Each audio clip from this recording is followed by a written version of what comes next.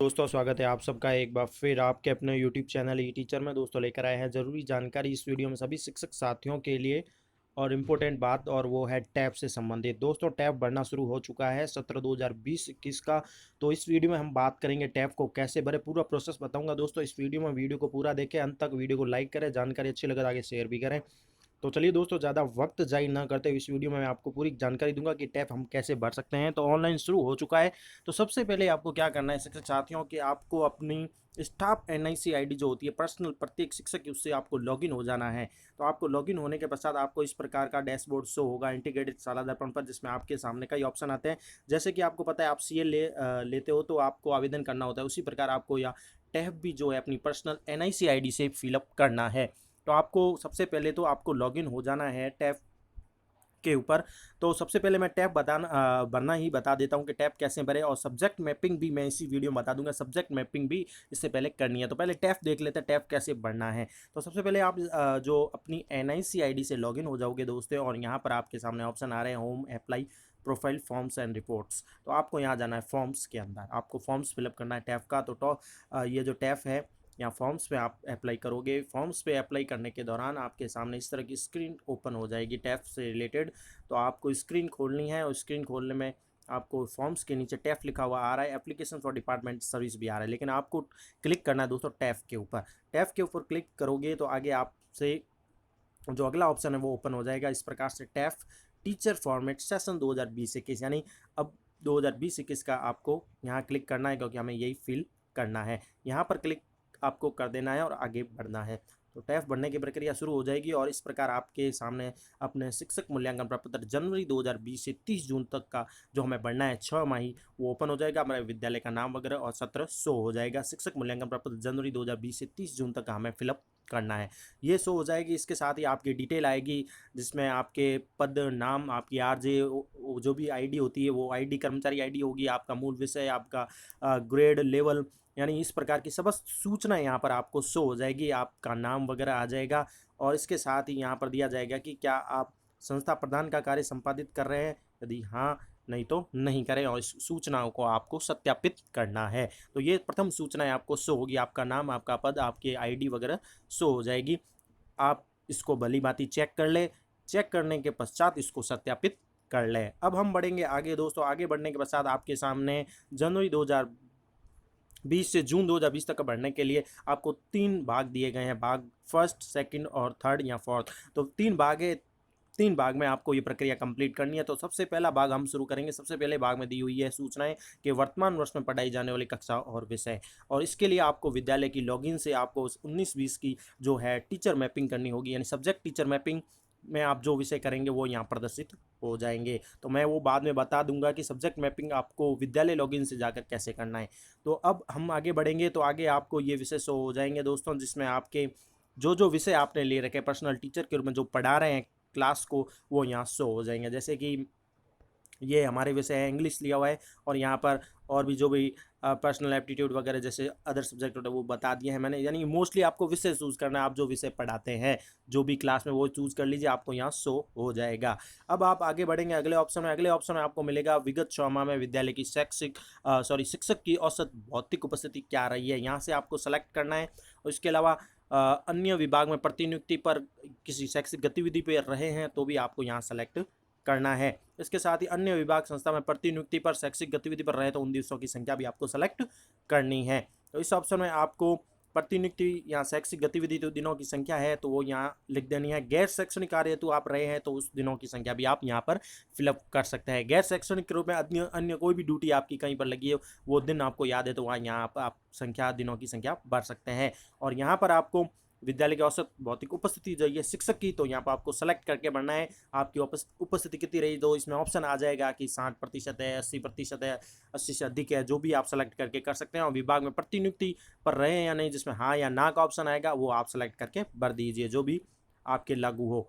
इसके साथ ही ये गैर शैक्षणिक कार्य है, गतिविधि में प्रतिनिधित्व रहे दिनों की संख्या भी आप यहाँ फिलअप कर सकते हैं। इसके साथ ही अब हम आगे बढ़ेंगे अगले ऑप्शन की और। अगले ऑप्शन हमारे सामने आएगा दोस्तों रेटिंग देने का, जिसमें होगा अपने कार्य निष्पादन के लिए मापदंड के अनुसार आपको 1 से 5 तक की रेटिंग देनी है। संस्था प्रधान अगर सौम्य शिक्षक के रूप में प्रपत्र भरा है तो कॉलम 4 को पीओ साहिब द्वारा या CBO साहब द्वारा भरा जाएगा। इसके साथ ही इसमें रेटिंग जो है 1 से 5 तक देनी है अंकों के रूप में, और इसमें औसत से कम है, औसत है, अच्छा है, बहुत अच्छा है, उत्कृष्ट, जो आपको लगे सूटेबल वो आपको भरना है।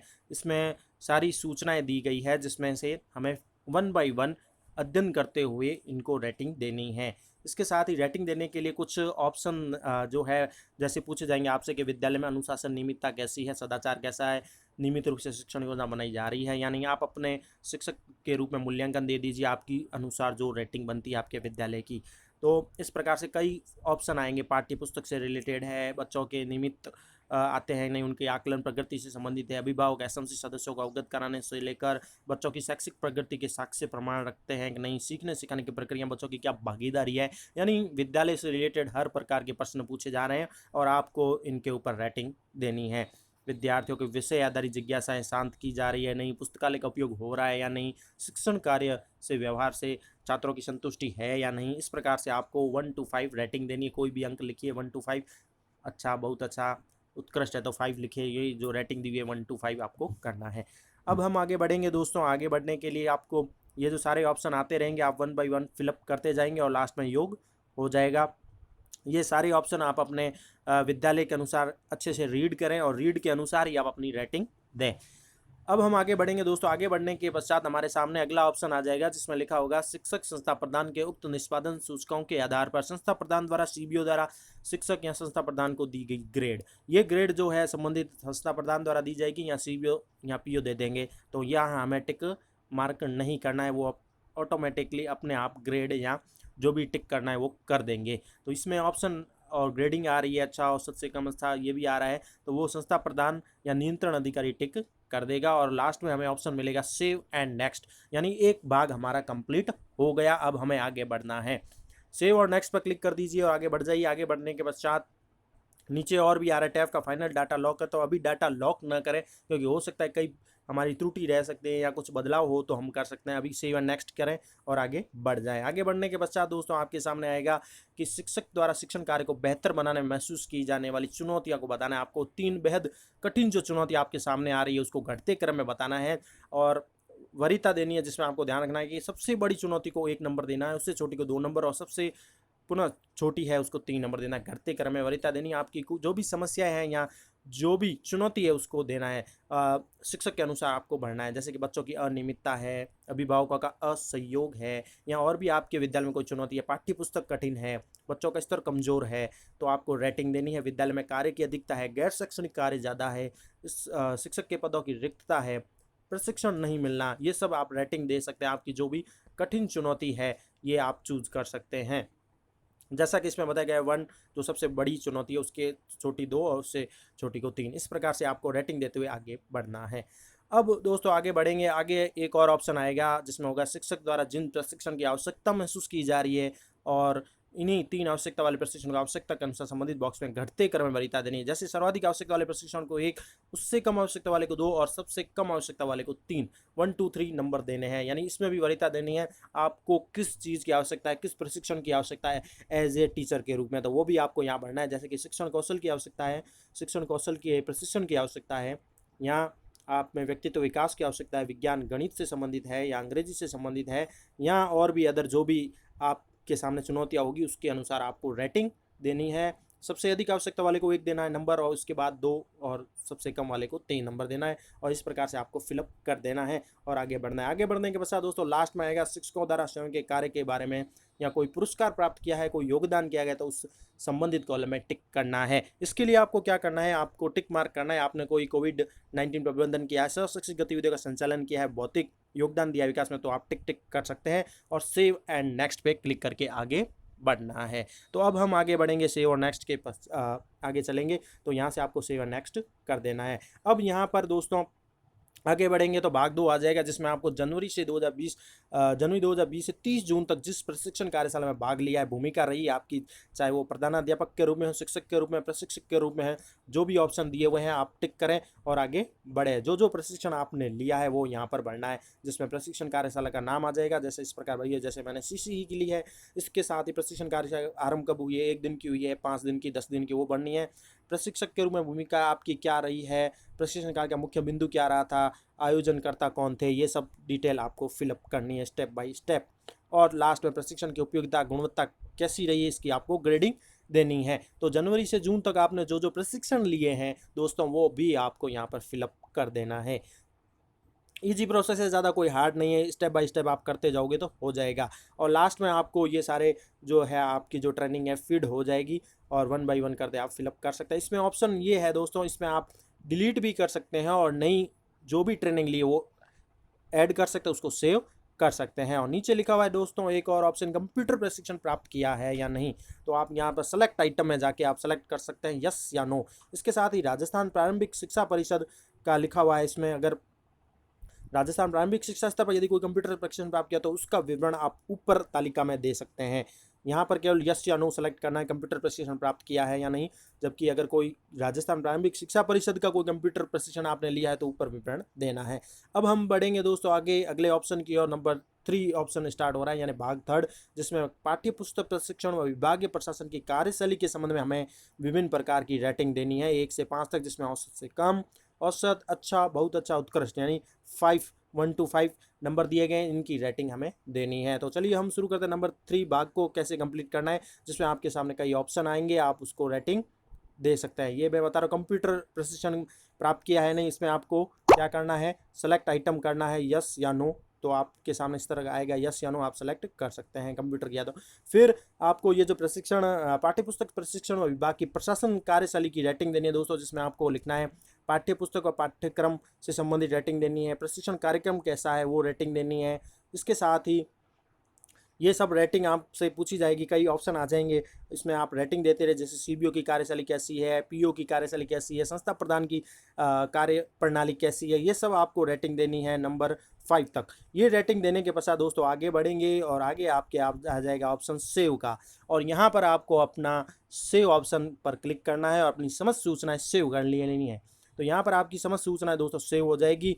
और अभी टैफ का फाइनल डाटा लॉक करें, ये भी लिखा हुआ है, लेकिन अभी फाइनल डाटा लॉक न करें, क्योंकि हो सकता है आप में कुछ चेंजेस करना चाहे तो बाद में नहीं हो पाएगा, तो चेंजेस कर सकते हैं, इसलिए केवल सेव करें, फाइनल डाटा लॉक बाद में करें। तो ये हो जाएगा तो आपके लिखा हुआ आ जाएगा डाटा सेव सक्सेसफुली, ये कार्य कंप्लीट हो जाएगा। इस प्रकार से आपका टैफ जो है पूरा कंप्लीट हो जाएगा। ये आपने टैफ भर दिया है। अब दोस्तों मैं बता देता हूँ आगे आपको क्या करना है। ये टैफ तो भर दिया, आप फाइनल डाटा भी लॉक कर सकते हैं यहाँ से, तो फाइनल डाटा भी लॉक हो जाएगा, लेकिन पहले पूर्ण सूचनाएं चेक कर ले, उसके पश्चात फाइनल डाटा लॉक करें, पहले ना करें। अब इससे आगे मैं बता देता हूँ दोस्तों सब्जेक्ट टीचर मैपिंग कैसे करनी है, कि आपका सब्जेक्ट कैसे शो होगा। इसके लिए आपको विद्यालय की लॉगिन आईडी में लॉगिन हो जाना है और यहाँ पर आपको कई तरह के ऑप्शन शो हो जाएंगे। तो यहाँ पर आपको क्या करना है दोस्तों, विद्यालय की लॉगिन आईडी में आपको जाना है रिजल्ट के अंदर, ये विद्यालय की आईडी है, ध्यान रखें, रिजल्ट में जाना है। और रिजल्ट में जाने के पश्चात आपको दोस्तों रिजल्ट के अंदर रिजल्ट के कई ऑप्शन नजर आएंगे, लेकिन आपको जाना है रिजल्ट एंट्रीज के अंदर।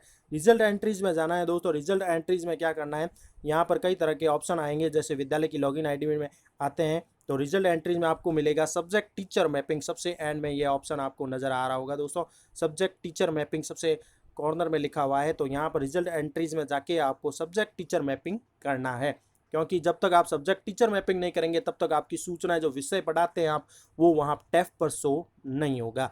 तो यहाँ पर सब्जेक्ट टीचर मैपिंग कर दीजिए दोस्तों। सब्जेक्ट टीचर मैपिंग करने के लिए आप क्लिक करोगे तो आपके सामने इस प्रकार की सब्जेक्ट टीचर मैपिंग शो हो जाएगी। परीक्षा परिणाम में विषय अध्यापक का चयन करते समय एक ही अध्यापक का चयन करें, नियम अनुसार परीक्षा परिणाम दिया जाना है, विशेष परिस्थिति में ही द्वितीय अध्यापक का चयन करें, ये एक नोटिस लिखा हुआ है। बाकी नीचे सूचनाएं दिखी हुई होगी, जैसे कि सेशन 2019-20 क्लास चूज करनी है आपको, सेक्शन और गो पे क्लिक कर देना है सब्जेक्ट टीचर मैपिंग के लिए। अब सेशन दोस्तों 2019-20 से क्लास पर क्लास का करना है आपको हर टीचर के लिए, जैसे कि क्लास 1 to 5 या तो आपको 1 2 3 4 5 पाँचों क्लास की सब्जेक्ट मैपिंग करने की पर टीचर की।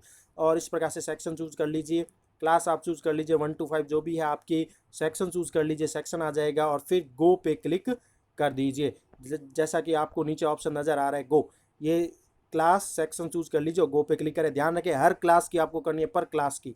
फिर आपको आगे बढ़ना है दोस्तों। आगे बढ़ने में गो पे क्लिक करोगे तो आपके सामने ये आ जाएगी सब्जेक्ट टीचर मैपिंग में, जिसमें आपके सब्जेक्ट टीचर टाइप फर्स्ट आएगा, जिसमें वर्किंग है, रिलीव है, NA लिखा हुआ है नहीं है तो इस प्रकार से आप जो संबंधित टीचर है तो वर्किंग है तो लिख दीजिए, और टीचर 1 जो है उसका नाम आ जाएगा। इसी प्रकार टीचर टाइप 2 भी आ जाएगा। ये सब्जेक्ट टीचर मैपिंग आपको करनी है। ये विषय से हो रहे हैं दोस्त, जैसे कि हिंदी है, इंग्लिश है, मैथमेटिक्स है, ईवीएस है, और भी आर्ट्स, एजुकेशन, हेल्थ है, वो सब विषय शो हो जाएंगे। और जो जो टीचर है पढ़ाने वाले उनके नाम शो हो जाएंगे। और लास्ट में इस प्रकार से टीचर 2 भी आप कर सकते हैं, टीचर 1 भी कर सकते हैं। और इसके साथ ही लास्ट में सबमिट का ऑप्शन मिलेगा दोस्तों, यहाँ पर सबमिट मिलेगा।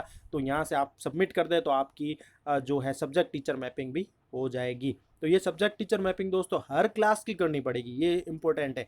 आपने एक बार कर दी तो नहीं होगा, इसके लिए आपको बार बार करना होगा। यानी जितनी भी क्लास है विद्यालय में, 1 से 5 तक क्लास है, तो सभी क्लासों की 1 बाई 1 स्टेप बाय स्टेप करनी होगी। तो इस प्रकार से सब्जेक्ट टीचर मैपिंग भी हो जाएगी, और फिर आपका टैब आप वहाँ से फिलअप कर लोगे, जैसा कि मैंने इस वीडियो में पूरा प्रोसेस बता दिया है।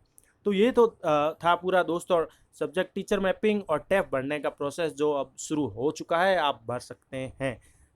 आशा है आपको पूरा वीडियो अच्छे से समझ में आया होगा। फिर भी कोई क्वेश्चन हो तो कमेंट करें, वीडियो को शेयर करें। Thank you for watching our channel E teacher.